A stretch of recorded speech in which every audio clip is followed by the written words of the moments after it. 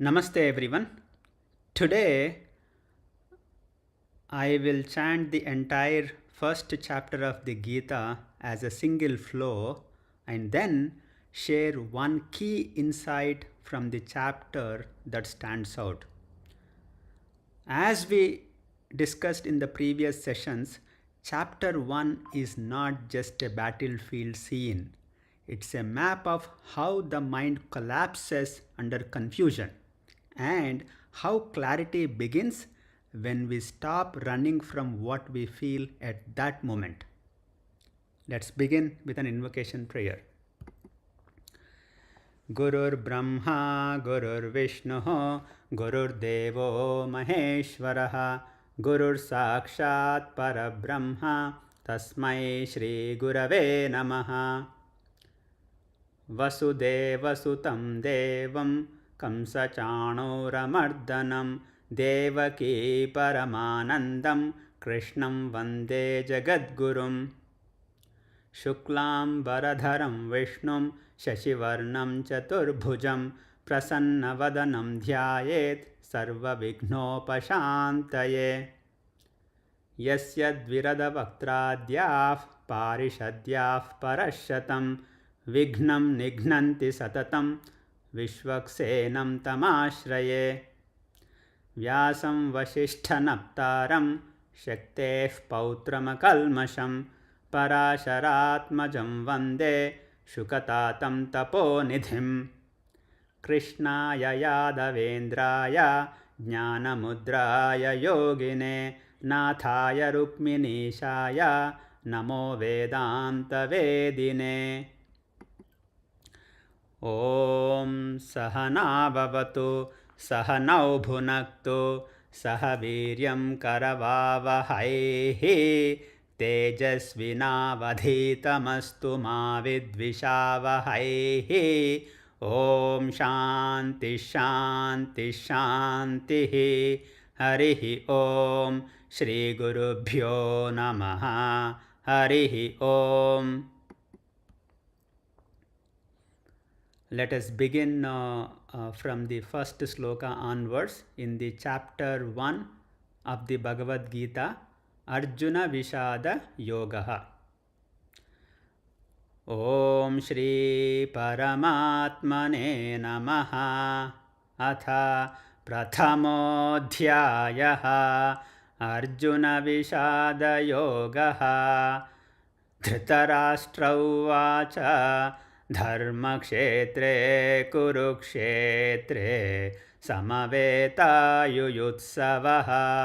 मामकाः पाण्डवाश्चैव किमकुर्वत सञ्जय सञ्जय उवाच दृष्ट्वा तु पाण्डवानीकं व्यूढं दुर्योधनस्तदा आचार्यमुपसङ्गम्य राजा वचनमब्रवीत् पश्यैतां पाण्डुपुत्राणाम् आचार्यमहतीं च मों व्यूढां द्रुपदपुत्रेण तव शिष्येण धीमता अत्र शूरा महेश्वासाः भीमार्जुनसमायुधि युयुधानो विराटश्च द्रुपदश्च महारथः धृष्टकेतुश्चेकितानः काशीराजश्च वीर्यवान् पुरुजित्कुन्तिभोजश्च शैब्यश्च नरपुङ्गवः युधामन्युश्च विक्रान्तः उत्तमौजाश्च वीर्यवान् सौभद्रो द्रौपदेयाश्च सर्व एव महारथाः अस्माकं तु विशिष्टाये तान्निबोधद्विजोत्तमा नायका मम सैन्यस्य संज्ञार्थं तान् ब्रवीमि ते भवान् भीष्मश्च कर्णश्च कृपश्च समितिञ्जयः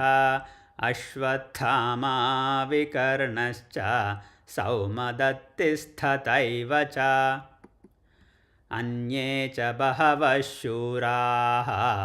मदर्थे त्यक्तजीविताः नानाशस्त्रप्रहरणाः सर्वे युद्धविशारदाः अपर्याप्तं तदस्माकं बलं भीष्माभिरक्षितं पर्याप्तं त्विदमेतेषां बलं भीमाभिरक्षितम् अयनेषु च सर्वेषु यथाभागमवस्थिताः भीष्ममेवाभिरक्षन्तु भवन्तः सर्व एव हि तस्य सञ्जनयन् हर्षं कुरु वृद्धः पितामहः सिंहनादं विनद्योच्चैः शङ्खं दध्मौ प्रतापवान् ततः शङ्खाश्च भैर्यश्च पणवानकगोमुखाः सहसैवाभ्यहन्यन्त सशब्दस्तुमुलोऽभवत् ततः श्वेतैर्हयैर्युक्ते महति स्यन्दने स्थितौ माधवः पाण्डवश्चैव दिव्यौ शङ्खौ प्रदध्मतुः पाञ्चजन्यं हृषीकेशः देवदत्तं धनञ्जयः पौण्ड्रं दध्मौ महाशङ्खं भीमकर्मावृकोदरः अनन्तविजयं राजा कुन्तीपुत्रो युधिष्ठिरः नकुलः सहदेवश्च सुघोषमणिपुष्पकौ काश्यश्च परमेश्वासः शिखण्डी च महारथः धृष्टद्युम्नो विराटश्च सात्यकिश्चापराजितः द्रुपदो द्रौपदेयाश्च सर्वशः पृथिवीपते सौभद्रश्च महाबाहुः शङ्खान् दध्मुः पृथक् पृथक् सघोषोधार्तराष्ट्राणां हृदयानि व्यदारयत् नभश्च पृथिवीं चैव तुमुलो व्यनुनादयन् अथ व्यवस्थितान् दृष्ट्वा धार्तराष्ट्रान् कपिध्वजः प्रवृत्ते शस्त्रसम्पाते धनुरुद्यम्य पाण्डवः ऋषिकेशं तदा वाक्यम् इदमाह महीपते अर्जुन उवाच सेनयोरुभयोर्मध्ये रथं स्थापयमेच्युत यावदेतान्निरीक्षेऽहं योद्धुकामानवस्थितान् कैर्मया सह योद्धव्यम् अस्मिन् रणसमुद्यमे योत्स्यमानानवेक्षेऽहं य एतेऽत्र समागताः धार्तराष्ट्रस्य दुर्बुद्धेः युद्धे प्रियचिकीर्षवः सञ्जय उवाच एवमुक्तो ऋषिकेशः गुडाकेशेन भारत सेनयोरुभयोर्मध्ये स्थापयित्वा रथोत्तमम् भीष्मद्रोणः प्रमुखतः सर्वेषां च महीक्षिताम् उवाच पार्थ पश्यैतान् समवेतान् कुरूनिति तत्रा पश्यत् स्थितान् पार्थः पितॄनथ पितामहान् आचार्यान् मातुलान् भ्रातॄन् पुत्रान् पौत्रान् सखींस्तथा श्वशुरान् सुहृदश्चैव सेनयोरुभयोरपि तान् समीक्ष्य स कौन्तेयः सर्वान् बन्धूनवस्थितान् कृपया परयाविष्टः विषीदन्निदमब्रवीत् अर्जुन उवाच दृष्ट्वेमं स्वजनं कृष्ण युयुत्सुं समुपस्थितम् सीदन्ति मम गात्राणि मुखं च परिशुष्यति वेपतुश्च शरीरे मे रोमहर्षश्च जायते गाण्डीवं स्रंसते हस्तात् त्वक्चैव परिदह्यते न च शक्नोम्यवस्थातुं भ्रमतीव च मे मनः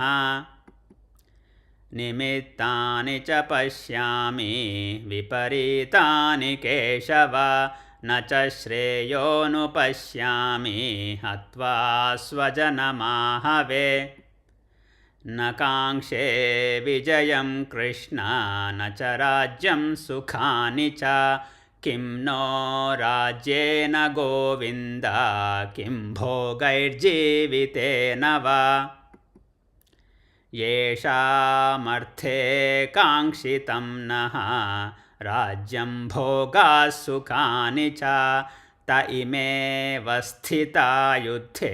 प्राणां त्यक्त्वा धनानि च आचार्याः पितरः पुत्राः तथैव च पितामहाः मातुलाः श्वशुराः पौत्राः शालासम्बन्धिनस्तथा एतान्न हन्तुमिच्छामि घ्नतोऽपि मधुसूदन अपि त्रैलोक्यराज्यस्य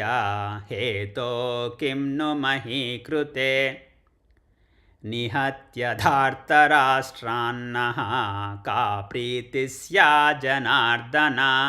पापमेवाश्रयेदस्मान् हत्वैतानाततायिनः तस्मान्नार्हा वयं हन्तुं धार्तराष्ट्रान् स्वबान्धवान् स्वजनं हि कथं हत्वा सुखिनः स्याम माधव यद्यप्येते न पश्यन्ति लोभोपहत चेतसः कुलक्षयकृतं दोषं मित्रद्रोहे च पातकम् कथं न ज्ञेयमस्माभिः पापादस्मान्निवर्तितं कुलक्षयकृतं दोषं प्रपश्यद्भिर्जनार्दन कुलक्षये प्रणश्यन्ति कुलधर्माः सनातनाः धर्मे नष्टे कुलं कृत्स्नम् अधर्मोऽभिभवत्युत अधर्माभिभवात् कृष्ण प्रदुष्यन्ति कुलस्त्रियः स्त्रीषु दुष्टासु वार्ष्णेया जायते वर्णसङ्करः संकरो नरकायैव कुलघ्नानां कुलस्य च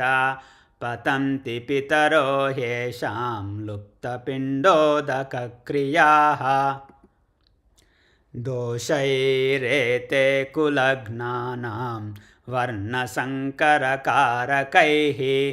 उत्साद्यन्ते जातिधर्माः कुलधर्माश्च शाश्वताः उत्सन्नकुलधर्माणां मनुष्याणां जनार्दन नरके नियतं वासः भवतीत्यनुशुश्रुम अहो बत महत्पापं कर्तुं व्यवसिता वयं यद्राज्यसुखलोभेन हन्तुं स्वजनमुद्यताः यदि मामप्रतीकारम् अशस्त्रं शस्त्रपाणयः धार्तराष्ट्रारणे हन्युः तन्मे क्षेमतरं भवेत् संजय उवाच एवमुक्त्वार्जुनः सङ्ख्ये रथोपस्थ उपाविशत् विसृज्य सशरं चापं शोकसंविघ्नमानसः। ॐ तत्सदिति श्रीमद्भगवद्गीतासु उपनिषत्सु ब्रह्मविद्यायां योगशास्त्रे श्रीकृष्णार्जुनसंवादे अर्जुनविषादयोगो नाम प्रथमोऽध्यायः। So, when we step back and see the whole chapter, two things stands out for me. One, the real battle is inside, between what we know we should do and what we are attached to. And two, Arjuna does not get an answer right away. He stops, he sits down, he lets his emotions out. That pause shows the humility and stillness we need before any real clarity or direction can arrive. So with that, chapter 1 comes to a close and we get ready for Krishna, the spiritual master, his guidance in chapter 2. Let's conclude. Om Shanti Shanti Shanti Harihi Om Shri Gurubhyo Namaha Harihi Om. See you tomorrow.